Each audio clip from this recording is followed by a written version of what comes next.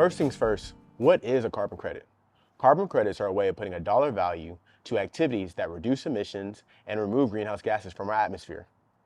Each credit represents 1 metric ton of emissions, and once they are translated into credits, we're able to recognize their value and trade them like more tangible goods, such as food and lumber. To better understand what that means, it will help to take a look at how a carbon credit's value is determined. Remember that greenhouse gases are gases in our atmosphere that contribute to climate change. Let's start off with carbon dioxide, or CO2, the biggest and baddest of them all. CO2 is emitted by most human activities, and it sticks around for a very long time in our atmosphere.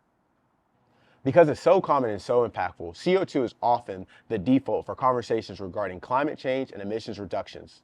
It is also the value and basis of calculations regarding carbon credits, hence the name carbon credits. As we said before, 1 carbon credit is the equivalent of 1 ton of emissions, specifically 1 ton of CO2 that was either not emitted, that was removed from the atmosphere, or that was captured directly at its source before it reached the atmosphere. A simple example will help us to understand what this looks like in practice. Let's say a rancher wants to start doing more to make her work climate smart. She could decide to start implementing rotational grazing, which has been proven to store more carbon in the soil compared with conventional. Using research, modeling, and measurement, she could work with experts to figure out how much additional carbon dioxide was sequestered in the soil due to her change practice. Let's say 5 tons. She could then translate those 5 extra tons of CO2 into 5 carbon credits that she can sell. But carbon dioxide isn't the only thing that counts when it comes to carbon credits. As we now know, there are many other greenhouse gases in our atmosphere contributing to climate change. There's methane, for example, which is produced by cows and other ruminant animals during the process of digestion. There's also nitrous oxide, which is produced by the application of nitrogen-based fertilizers in agriculture and livestock production. All of these greenhouse gases and more come into play when we talk about our collective carbon footprint, the sum total emissions that our activities produce. So, what if our rancher decided that instead of changing her grazing, she wanted to change what she fed her cows? Research has shown that introducing seaweed into cows' feedstock can decrease the amount of methane that they produce as they digest. That's a reduction in emissions, but it has nothing to do with CO2. So could it still earn her carbon credits? The short answer is yes. Remember, carbon credits represent emission reductions or removals of greenhouse gases from the atmosphere.